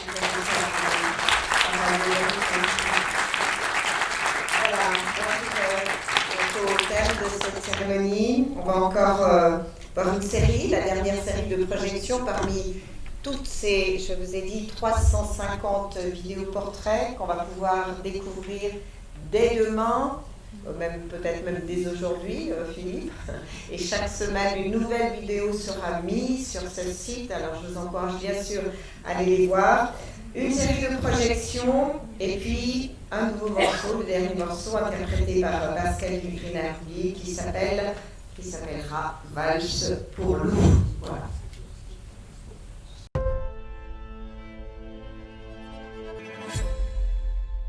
Au-delà de notre système solaire, y aurait-il des exoplanètes, c'est-à-dire des objets tournant autour d'autres étoiles que notre Soleil?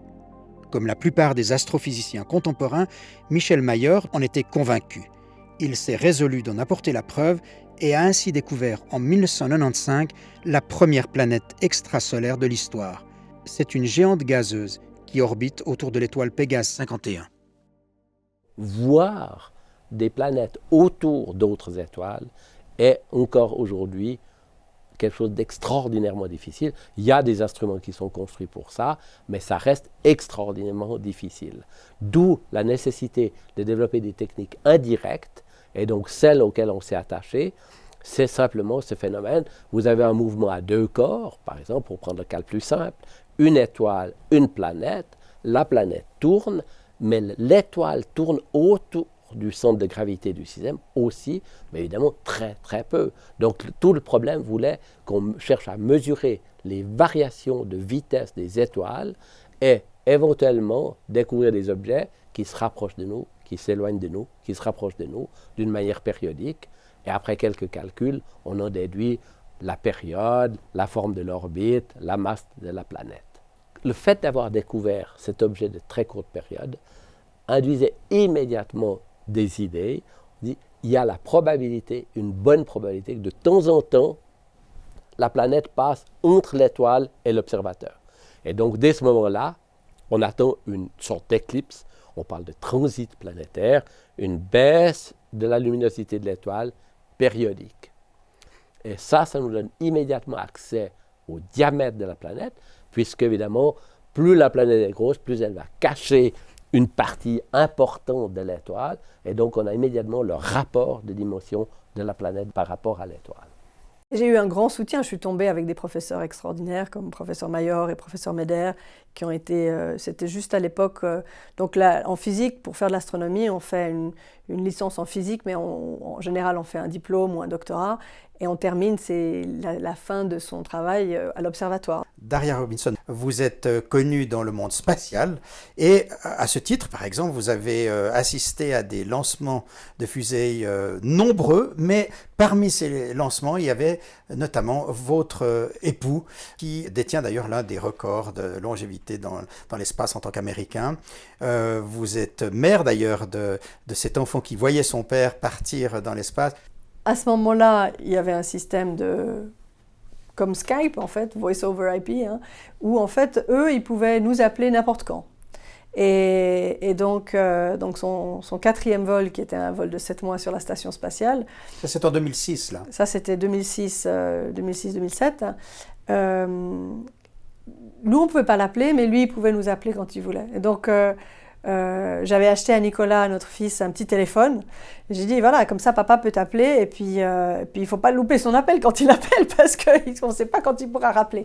Mais en fait, eux, ils avaient quand il y avait des couvertures satellites, il pouvait appeler quand il voulait. Vous ne saviez donc pas du tout quand il allait vous appeler? Non. Il n'avait pas moyen de vous... Alors on pouvait s'envoyer des emails.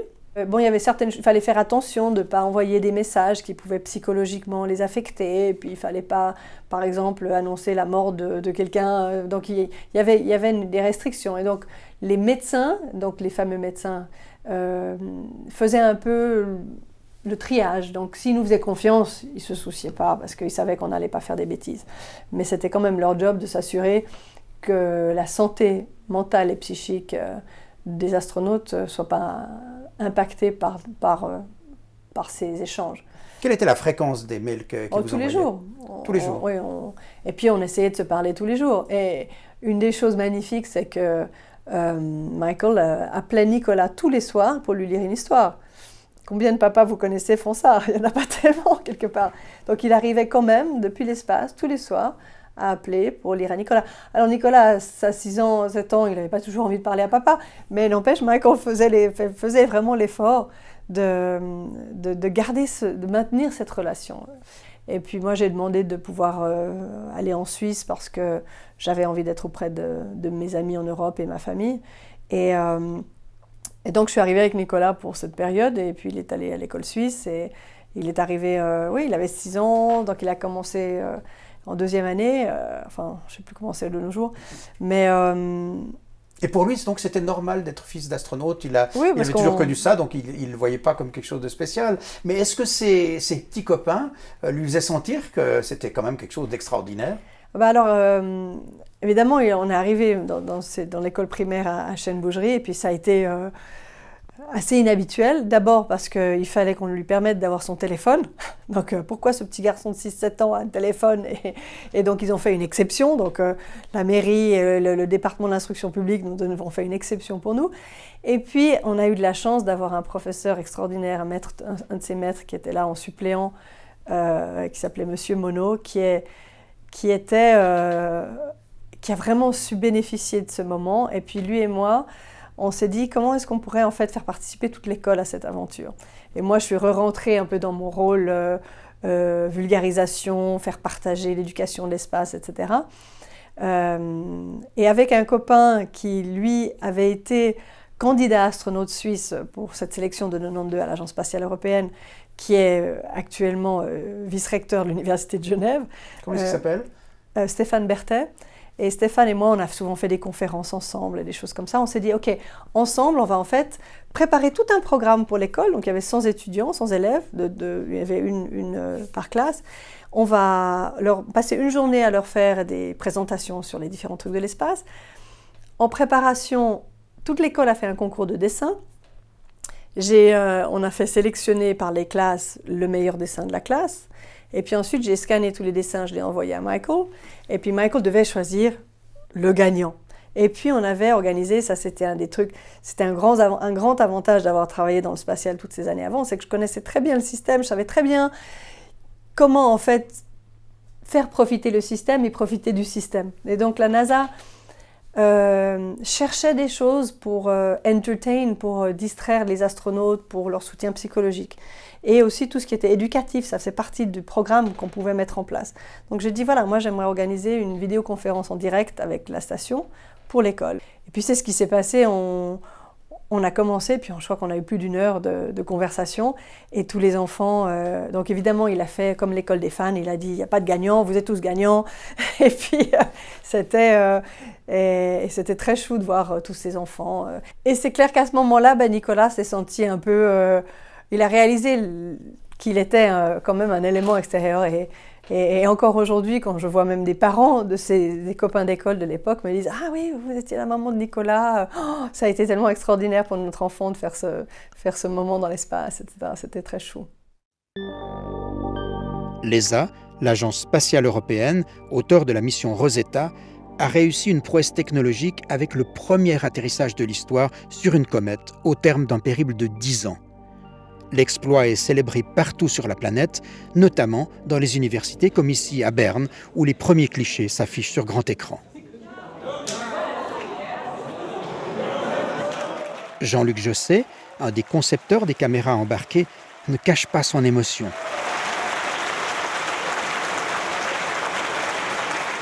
pour la première fois, nous sommes posés sur un noyau de comète. Donc maintenant, on touche du but, des éléments qui ont plus de 4 milliards d'années, qui ont contribué à l'origine de notre vie. Il fallait faire le plus petit, il fallait que ça fonctionne à moins 100 degrés, il fallait une bonne résolution, et finalement, on arrive à cette caméra ici. Donc il a fallu développer ces technologies-là. Là, nous sommes au gramme près. Il faut que ça résiste aussi au lancement. Donc il y a des contraintes vraiment spécifiques qui ont entraîné, je dirais, l'ingéniosité de beaucoup de ressources à travers le CSEM, à travers surtout le tissu industriel et académique de tout le canton de Neuchâtel. In the beginning, one of the biggest challenges that the world faced was that the digital pixels corresponding to a good quality picture were representing a volume of information that required a lot of resources. And if you had to move and send a digital picture from one place to another one, you had to spend a lot of effort and use a lot of resources. This is where the world started to say, okay, we have to really resolve this problem and reduce the volume. This is the start of what people called compression of information. But then there was a second problem that was identified. If everybody, they used their method, their language to represent pictures in digital form, you cannot have communication, because then you don't know when you receive a picture which language was used, which syntax was used, which algorithm was used to do that. So these people were really almost literally forced to work together. Switzerland is lucky because 3 of the major standardization committees, organizations that take care of standardization of communication, for example, are in Geneva. Each of these standardization organizations, and all 3 are in Geneva, they have as objective to create standards in different areas. The work started, so this desire of working together started around 85, 86. So this took a while. And at some point, the group called itself Picture Expert Group, so PEG. And then later on, around 86, 87, PEG became JPEG because they decided, as I said, to create this common language in the context of not 1 but 3 organizations that take care of standards jointly. And when did you personally appear in this world of JPEG? I was in 1989 doing research at EPFL as a PhD student in compression. This is how I became aware of the existence of this group that had just become JPEG. And I started to follow their activities and interact with their members around 90. Then later on, in 1992, when I finished my PhD, I became even an official member of this group. And since then, I've been evolving in that group until today, and probably for a while still. When the group was created, it had 2, at that time, very revolutionary visions that didn't exist at all before that. Number 1 revolution was that instead of creating standards that would help companies to make products and services and optimizing the standards for the benefit of companies, the group decided to maximize the benefit of users. And the second, probably related, bold decision was that whatever this standard will become, it should be freely accessible to everybody. J'ai découvert tout à la fin de la vie de ma mère, qui est morte à 94 ans, et qui avait des déficiences à la fin de sa vie, d'une vieille dame. Donc il y avait les choses refoulées qui remontaient. J'ai découvert que son père était alcoolique. Et ça avait été une grande souffrance pour ma mère. Donc il y avait dans chaque famille des choses un peu cachées. Et tout ça, c'est un grand cadeau d'ailleurs que m'a fait ma mère à la fin de sa vie, puisque à partir de là, j'ai travaillé, j'ai pu comprendre certains aspects de ma personnalité à travers ça. Je crois beaucoup, moi, aux transmissions. Je crois que ce qu'on n'a pas réglé dans cette vie, eh bien, malheureusement, on le lègue au prochain. Et c'est un peu ça le sens de la vie et de la filiation. On est profondément liés les uns aux autres. Pour moi, on est même liés avec je crois qu'on est liés avec les gens qui nous ont précédés, avec les gens qui ont disparu. On n'est que liens.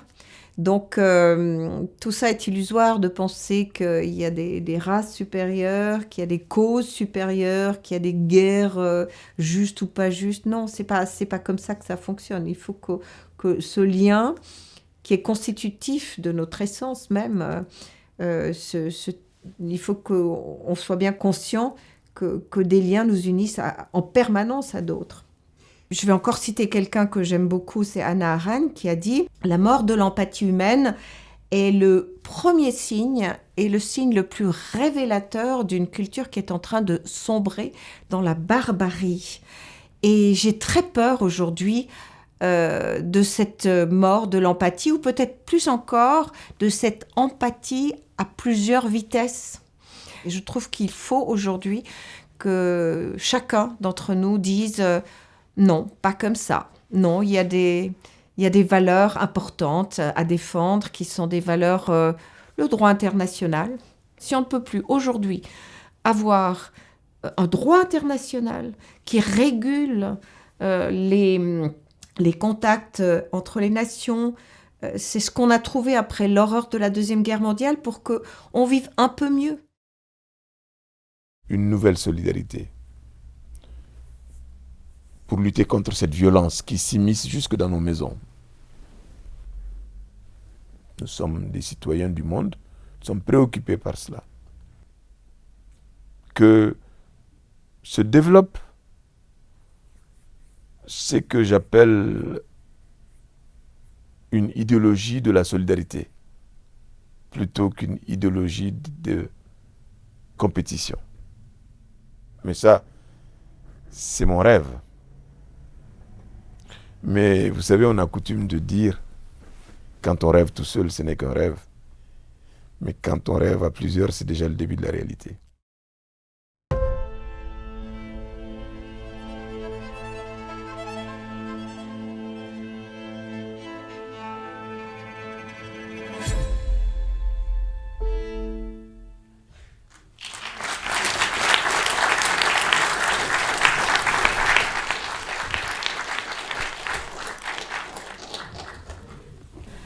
Vous allez faire la conclusion. On vous remercie déjà beaucoup tous les orateurs, les artistes, Philippe Nicolet.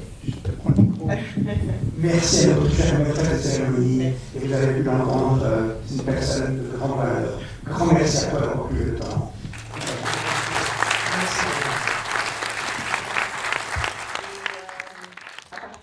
D'aujourd'hui, on pourra revoir chaque semaine, je crois Philippe, chaque semaine tu vas mettre en ligne un nouveau portrait vidéo.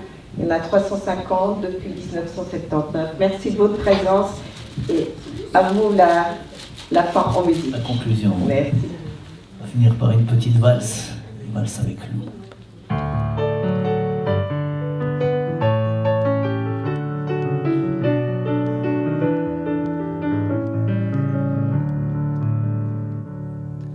Danse une valse avec Lou, tourne comme les ailes du moulin. Danse une valse avec Lou, il n'y a pas de mal à se faire du bien. Danse une valse avec Lou et renvoie les goûts, tes peines et tes chagrins. Danse une valse avec Lou et sens battre ton pouls dans le creux de ta main. Danse une valse avec loup, la vie est faite ainsi d'épines et de pépins. Même s'ils sont aigres doux, récolte tous les fruits qui sont dans ton jardin. Danse une valse avec loup, danse-la jusqu'au bout et fais-en un festin. Vas-y et goûte de tout, ne laisse rien du tout, surtout ne laisse rien. Danse une valse avec loup quand la vie tout à coup tourne en eau de boudin. Une vie, ça vaut le coup et les pleins les plus doux naissent dans le pétrin. Danse une valse avec loup, si tu ne prends pas tout, on ne te donnera rien. Danse et brise le verrou pour t'en aller plus loin. Danse une valse avec loup, la vie est faite ainsi d'épines et de pépins. Même s'ils sont aigres doux, récolte tous les fruits qui sont dans ton jardin. Danse une valse avec loup, danse-la jusqu'au bout et fais-en un festin. Vas-y et goûte de tout, ne laisse rien du tout, surtout ne laisse rien.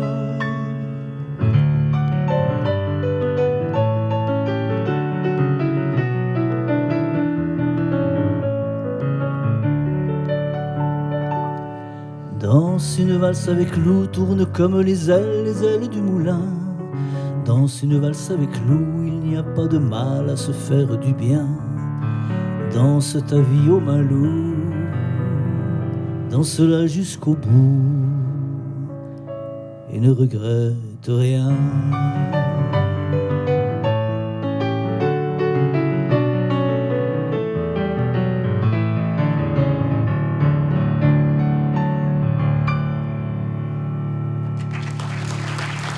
Merci beaucoup, Julien Galland. Merci à Philippe Nicolet pour toutes ces merveilles et restons bienveillants.